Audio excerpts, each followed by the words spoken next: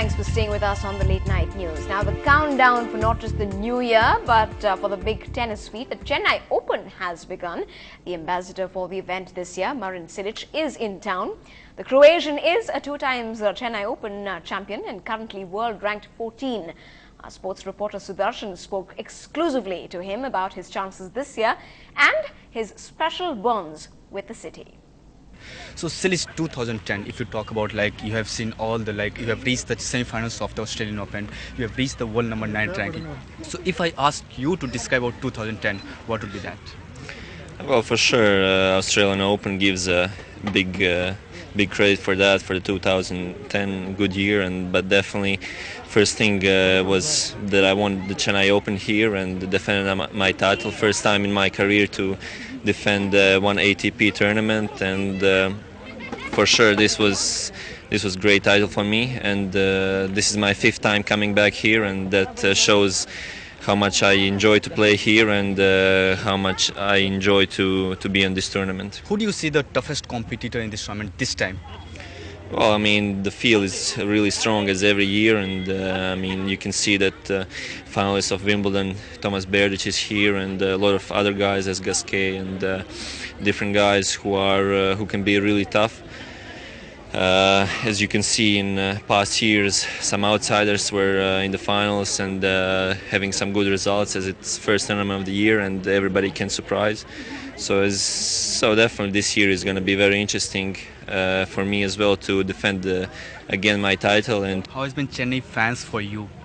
It was great. I think it was. I made a good friendship with some people at the tournaments, with some people there who are organizing it, and they also made a fan page for me, so that shows how much they liked me, and definitely each time I was on the center court, everybody was supporting me. And we hope to see some of that action on the courts soon enough. Now, the small-time entrepreneurs who contribute a great deal towards the development of villages and rural areas have now inspired a group of youngsters who are on a nationwide tour. Our reporter Krishnamurthy hitches a ride with them. Young students and professionals set out on this unique train journey in a quest to get a taste of rural India. Their motive? To learn the elements of entrepreneurship by meeting individuals and visiting institutions that tapped resources in villages and generated livelihood for many. How do you motivate young people? 500 to 600 million people, which is a 1/8 of the whole humanity of this planet, is very young. Almost half of them are young, below the age of 28 or so. So we thought that let's do an event which motivates them to take to enterprise-led development. The visitors were awestruck when they met with Ramaswamy Ilango of Kuthambakam village near Punamalli. The ex-IITian quit as a scientist to bring development to his village, which has been split on caste lines amid poverty, illiteracy and trade in illicit liquor.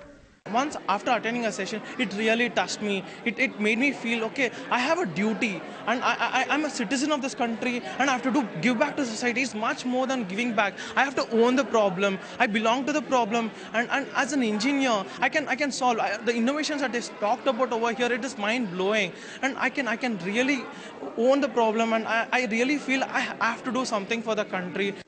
It was a moment of awakening, not just for the youngsters, but also for some foreign visitors. It was very inspiring.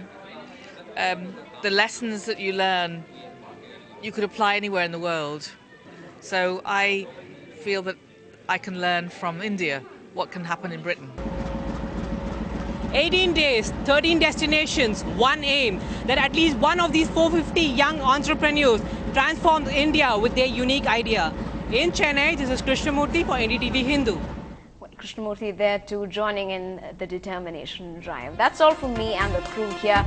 Wish you a safe and clean New Year's. Thanks for being with us. Good night.